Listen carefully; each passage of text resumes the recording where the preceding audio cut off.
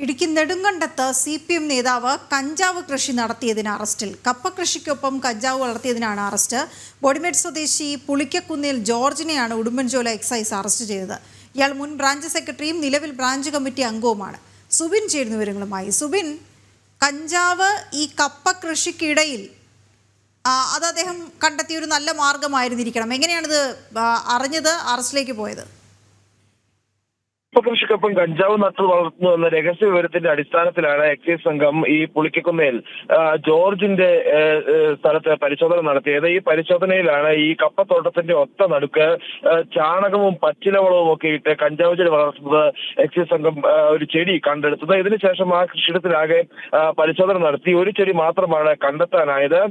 ചോദ്യം ചെയ്യലിൽ സ്വന്തം ഉപയോഗത്തിനായി കാലങ്ങളായി ഇത്തരത്തിൽ കഞ്ചാവ് നട്ടു വളർത്തുന്നുണ്ടായിരുന്നുവെന്നാണ് ജോർജ് എക്സൈസിന് കൊടുത്തിരിക്കുന്ന മൊഴി. ആവശ്യാനുസരണം ഇലകൾ ശേഖരിച്ച ശേഷം വീട്ടിനുള്ളിൽ വെച്ച് തന്നെ ഉണക്കി ഉപയോഗിക്കുമായിരുന്നുവെന്നാണ് ഇയാൾ പറയുന്നത്.